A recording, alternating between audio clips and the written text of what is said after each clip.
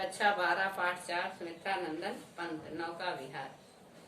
लहरों के घूंघट से झुक झुक दशमी का शशि नेत्रियक मुख दिखलाता मुग्धा सा रुक रुक कर, जब पहुंची चपला बीच धार छिप गया चांदनी का कगार। सुमित्रा नंदन पंत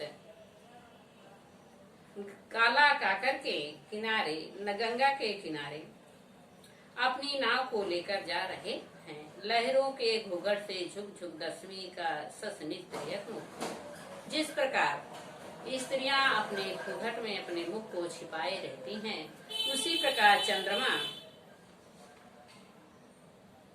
दशमी का चंद्रमा का तिरछा मुख लहरों के घूंघट के समान दिखाई दे रहा है।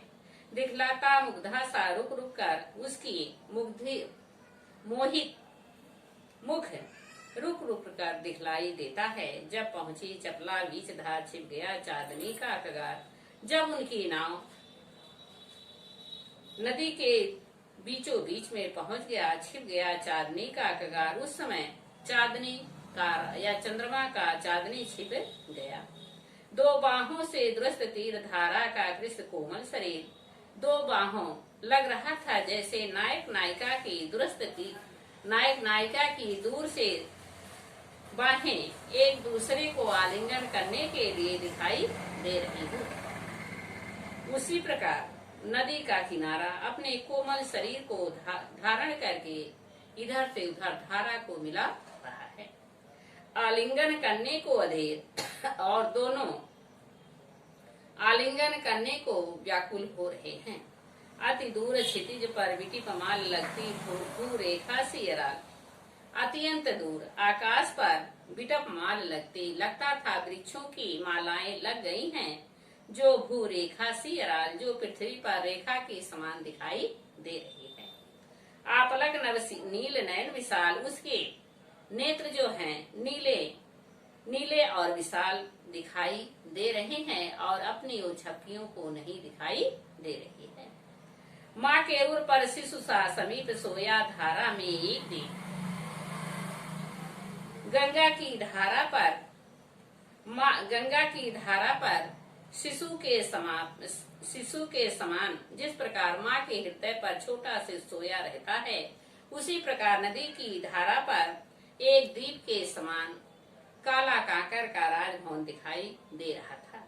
उर्मिल प्रवाह को करके प्रति उसकी इधर उधर लहरें आ जा रही हैं, जो एक किनारे से दूसरी तरफ जा रही हैं। वह कौन विहक क्या विकल्प को उड़ता हरने निज विरह शोक, वह कौन सा पक्षी है और कौन सा व्याकुल होकर उड़ने के लिए शोक से युक्त होकर उड़ने को तैयार हो रहा है।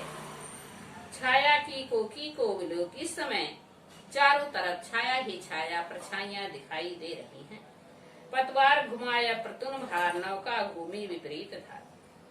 वह कभी अपनी नौका की पतवार को डाड़ों की बांसों की डांड से घुमा दिया। नौका घूमी विपरीत धार और नौका दूसरी धारा की तरफ चल पड़ी।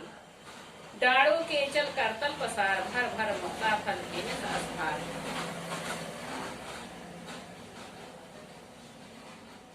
डांडों की सहायता से नदी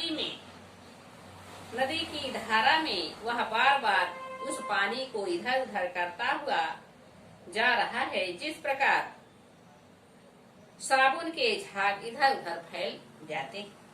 बिखराती जल में तार हार और उस जल में उसकी तार के समान इधर उधर बिखर रही है। चांदी के सांपों सी रलमर नाचती रश्मियां जल में चल, चांदी की सांप के समान रलमर नाचती उसकी रश्मियां जो है या किरणें इधर उधर झिलमिलाती हुई नाच रही हैं। रेखाओं से खिंच तरल सरल रेखा की समान इधर उधर खिंच रही हैं।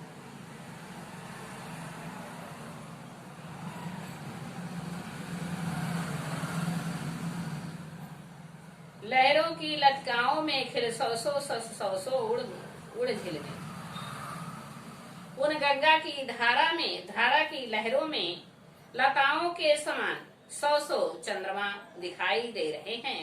सौ सौ उड़ झिलमिल और सौ सौ चंद्रमा इधर उधर झिलमिलाते हुए छिप रहे। जैसे फूले फैले जल में फेनिल, जिस प्रकार वह फैल रहे हैं, खिल रहे हैं और जल में इधर उधर दौड़ रहे हैं। अब उथला सरिता का प्रवाह लग्गी से ले सहज था। अब नदी का प्रवाह जो है उथला हो गया या कम दिखाई दे रहा है। लग्गी से ले सहज था और उस लगी के सहारे उसके था को देख रहे हैं। हम बढ़े घाट को सह उत्साह ज्यों लगती है नाव पार, उर्मे आलोकित सत विचार। हम जब अपने घाट की तरफ उत्साह के साथ आगे को बढ़ते हैं तो नाव इधर उधर पार होने को लगती है। उर्मे आलोकित सत विचार और हृदय में हमारे अनेकों प्रकार के सैकड़ों विचार आ जा रहे हैं। इस धारा सा ही जग का क्रम शाश्वत, जीवन का उद्गम शाश्वत है, गति शाश्वत संगम। जिस प्रकार इस धारा का जल जो है चारों तरफ दिखाई देता है, जग में का क्रम, संसार में इसका क्रम बना रहता है और यही शाश्वत है। इस जीवन का उद्गम और इस जीवन का उद्गम भी शाश्वत है। शाश्वत है गति शाश्वत संगम, शाश्वत इसकी चाल है और शाश्वत ही इसका जल है। शाश्वत नभ का नीला विकास, शाश्वत सच का यह रजत हास और शाश्वत है यह आकाश का नीला दिखाई देने वाला, शाश्वत राशि का यह रजत हास और यही चंद्रमा का हास किरणाएं भी शाश्वत हैं। शाश्वत लघु लहरों का विलास और छोटे छोटे लहरें इधर उधर जो जा रही हैं वह भी शाश्वत है। हे जग जीवन के कड़हार, चिर जन्म मरण के आर पार, हे संसार के जीवन के कर्णधार, चिर बहुत दिनों से जन्म मरण के यार पार, जन्म और मृत्यु का यार पार या आना जाना है। शाश्वत जीवन नौका विहार और जीवन का नौका विहार करना ही शाश्वत है। मैं भूल गया अस्तित्व ज्ञान जीवन का यह शाश्वत प्रमाण, मैं अपने अस्तित्व ज्ञान को भूल गया क्योंकि जीवन ये का ही शाश्वत प्रमाण है। करता मुझको अमृत दान, यह बार बार मुझे अमृत की प्राप्ति कराता रहता है।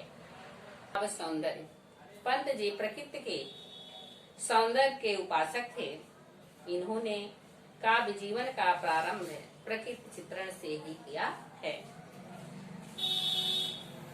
पंत जी का प्रिय रस श्रृंगार है, परंतु इनके काव्य में शांत, अद्भुत, करुण, रौद्र रसों का सुंदर परिपाक वर्णन किया गया है।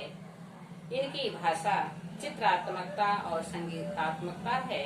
इन्होंने भाषा और भावों का पूर्ण सामंजस्य पर बल दिया है। इन्होंने खड़ी बोली का प्रयोग किया गया है। इनकी भाषा सरल और सहज है। इन्होंने अनेक प्रकार की शैलियों का प्रयोग किया है।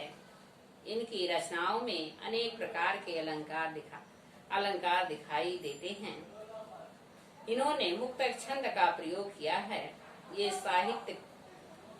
इनके काव्य में भाव एवं कला दोनों ही क्षेत्रों में महान सिद्धि को प्राप्त किए हैं।